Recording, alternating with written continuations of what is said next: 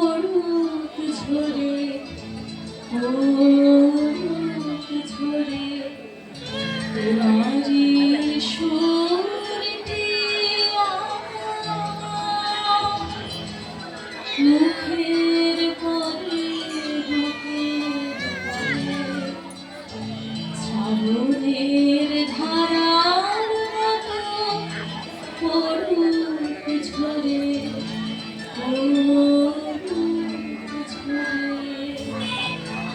আরো অনেক গান তিনি বেহালাকে রচনা করেছিলেন, কিন্তু জনপ্রিয় গান। তোমারও অসীমে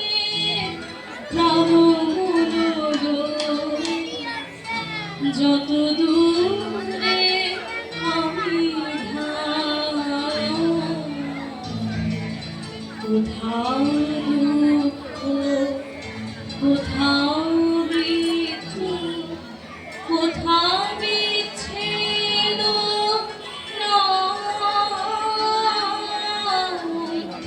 তোমার অসীমে প্রাণ যত দূরে আমি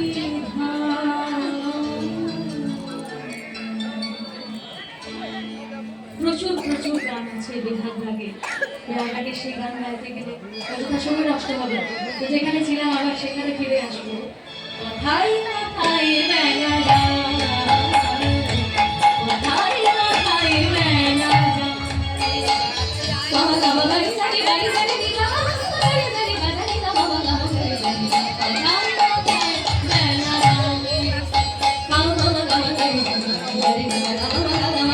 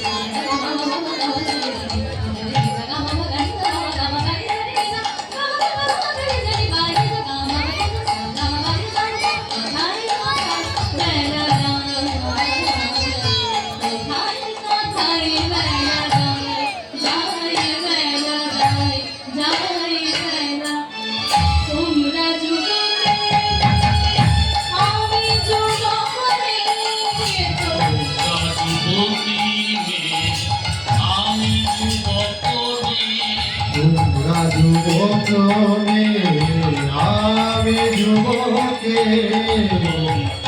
যুবতী আমি যুবকলি তোমরা যুবকে আমি যুবকলি তোমরা যুবতী আমি যুবকলি হাসো করি হাসি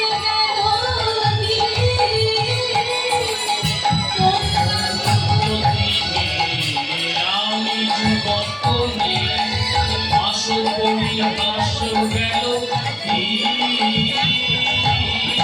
ওই দেখো পারে মানুষ ডাকিছে রে, ওই দেখো পারে মানুষ ডাকিছে রে, ওই দেখো পারে মানুষ ডাকিছে রে, ওই দেখো পারে মানুষ ডাকিছে রে।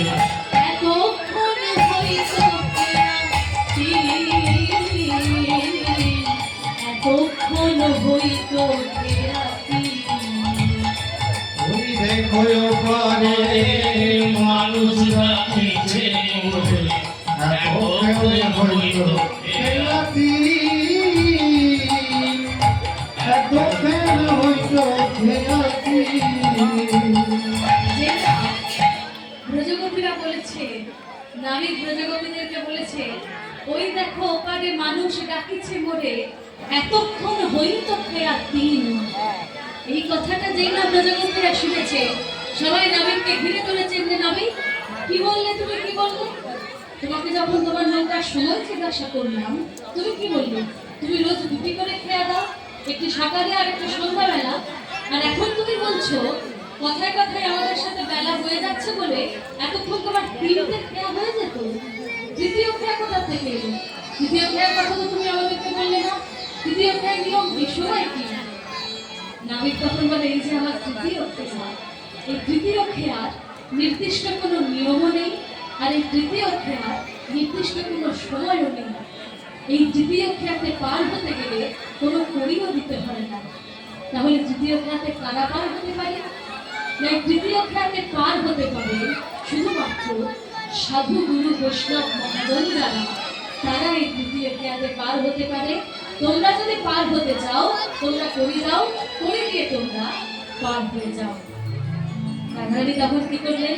নাবিকের নৌকোতে চড়ে বসলেন, বাম হাতে নিয়েছেন দধিদুগ্ধ ছানামাখনের পসরাটি, আর ডান হাতে গোমটা টেনে নাবিকের নৌকোতে চড়ে বসেছেন।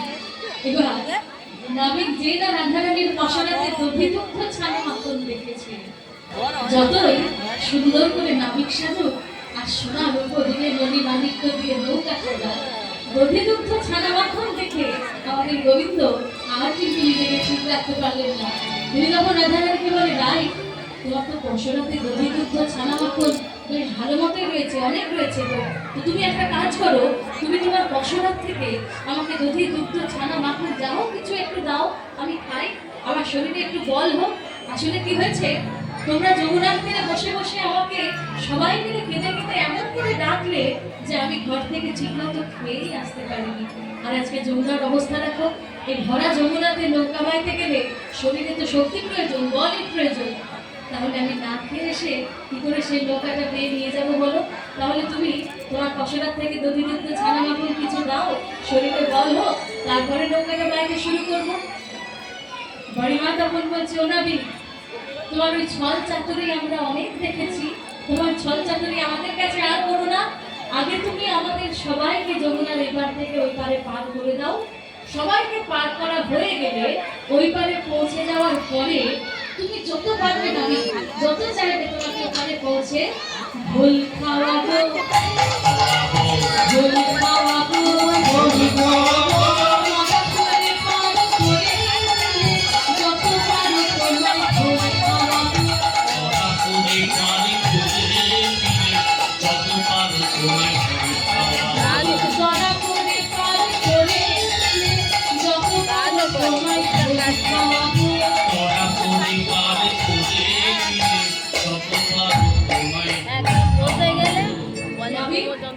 আগে আমাদের সবাইকে তাড়াতাড়ি তুমি যমুনার এপার থেকে ওপারে করে দাও, ওপারে পৌঁছে দেওয়ার পরে তুমি যমুনার চালিয়ে দিলাম, উনি নিয়ে কাঠ ফেলছে। যেই না বড়িমা এই কথা বলেছে, নাবিক তখন বলছে, দেখলি তো বড় কি করলি, রাধারানীকে নিয়ে একটা শুভযাত্রা আরম্ভ করতে যাচ্ছিলাম, আর এই শুভযাত্রার আরম্ভে কি করলি, ভোলের নাম করে দিলি। আরে বড়াই, তুই জানিস না ভোলের নাম করে দিলে একটা যাত্রা, শুভযাত্রা অযাত্রা হয়ে যায়, 7 দিন সেই অযাত্রা থাকে। আর তুই এই শুভযাত্রার পূর্বে ভোলের নাম করে দিলি। এখন আমি রাধারানীকে নৌকাতে চড়িয়ে নৌকাটা মাঝ যমুনাতে পৌঁছানোর পরে কোনোভাবে যদি আমাদের নৌকাটা ডুবুডুবু হয়ে যায়, টলমলো হয়ে যায়, তাহলে কিন্তু জানবি এটা তোর দোষ। যাত্রার আরম্ভের পূর্বে তুই ভোলের নাম করে দিয়েছিস, তুই অযাত্রা করেছিস যাত্রাটা। এই বলে রাধারানীকে নৌকাতে চড়িয়ে গোবিন্দ কি করলেন, নৌকাটা যমুনাতে ভাসিয়ে দিলেন। আজকে যমুনার বক্ষে ভেসে ভেসে যাচ্ছে সোনা রূপো দিয়ে মণি মাণিক্য দিয়ে তৈরি একটি অপূর্ব সুন্দর নৌকা। আর সেই নৌকার কান্ডারি হচ্ছেন আমাদের স্বয়ং শ্রী গোবিন্দ, আর সেই নৌকার যাত্রী হচ্ছেন বৃষভানু রাজনন্দিনী শ্রীমতী রাধারানী। রাধারানীকে নৌকাতে চড়িয়ে সেই নৌকাটা ভাসিয়ে দিলেন গোবিন্দ যমুনায়। নৌকা বাহো, নৌকা বাহো, নৌকা বাহো, নৌকা বাহো রে, রে মাঝি নৌকা বাহো রে, ও নৌকা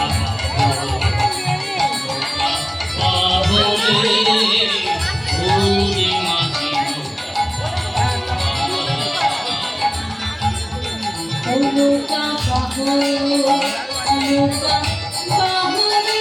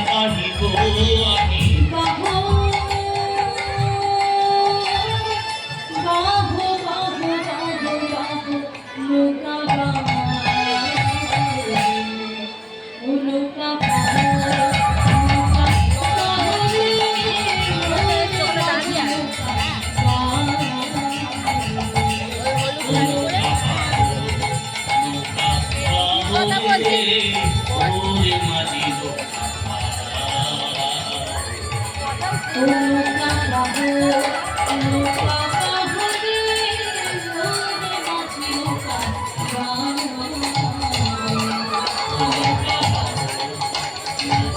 বাবরে ওরে মাঝি নৌকা রাধারানীকে নৌকাতে চড়িয়ে সেই নৌকাটা যমুনায় ভাসিয়ে দিলেন গোবিন্দ। আর যেই না নৌকাটা মাঝ যমুনাতে গিয়ে পৌঁছেছে, গোবিন্দ কি করছেন?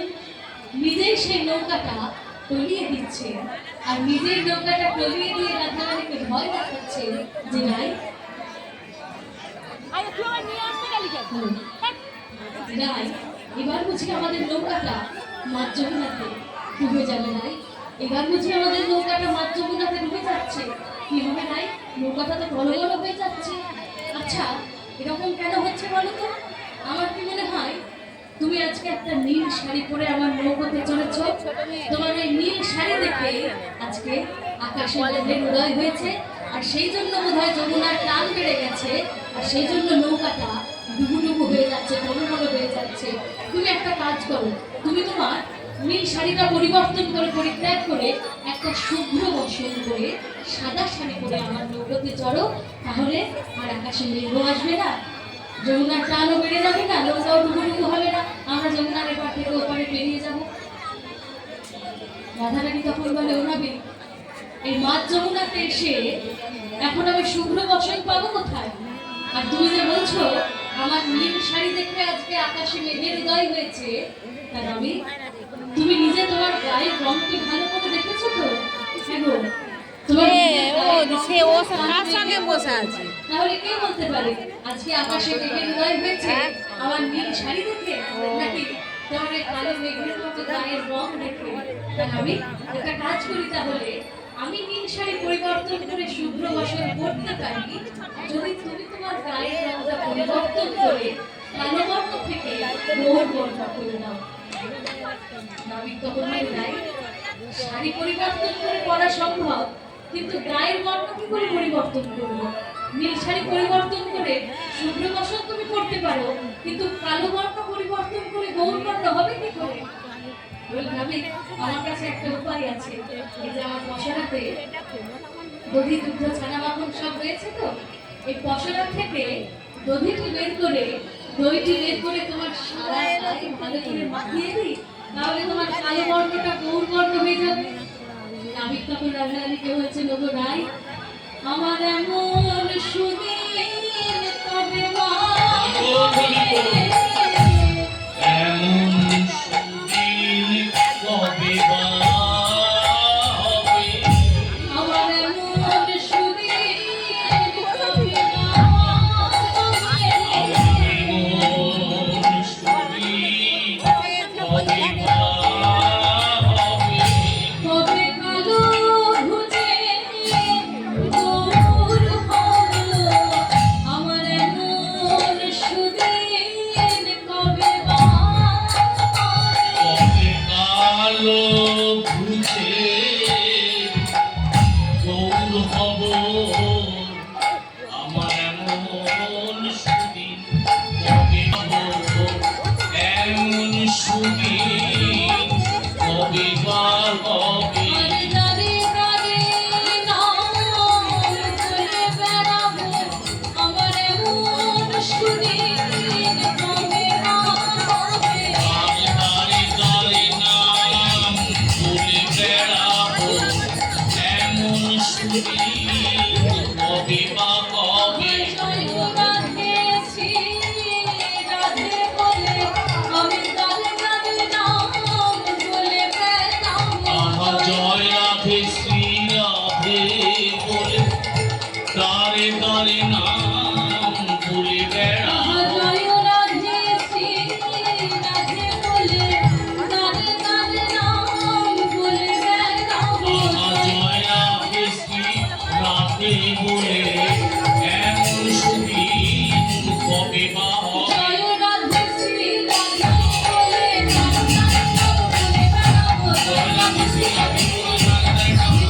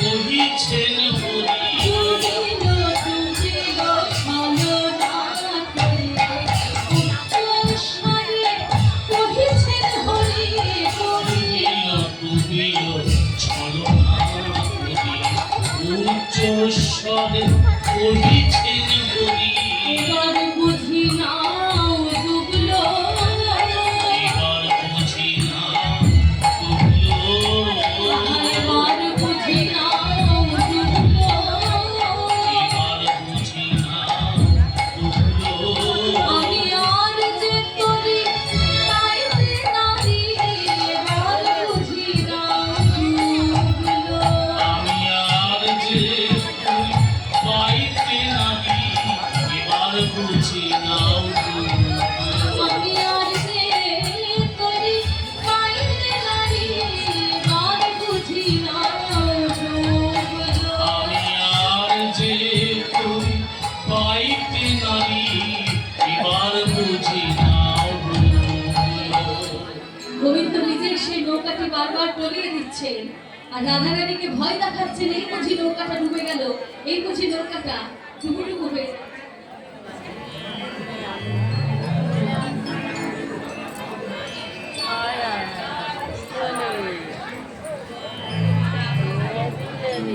এই যে নৌকাটা ডুবুডুবু হয়ে যাচ্ছে, টলমল হয়ে যাচ্ছে, রাধারানী তখন কি করলেন, দুহাত বাড়িয়ে ওই পারে যত গরিমা আর সখীরা দাঁড়িয়ে আছেন, দুহাত বাড়িয়ে সেই সখীকে ডাকছে, ও বড়াই আমাকে তুই বাঁচা, আজকে বুঝলি আমি মাছ যমুনাতে ডুবে যাবো, গরিমা আমাকে তুই রক্ষা কর, সখী আমাকে বাঁচা।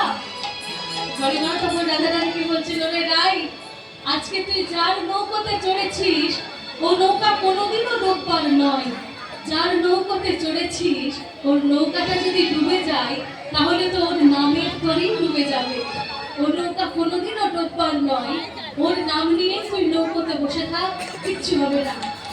রাধারানী তখন মনে মনে ভাবছে যে ওই কুল থেকে তো আমি বহু দূরে চলে এসেছি, আর যে কুলে আমি যাব সেই কুলও আমার বহু দূর, তাহলে মাঝ যমুনাতে এখন আমাকে আর তো পিছনের পানে ফিরে চাইলে চলবে না।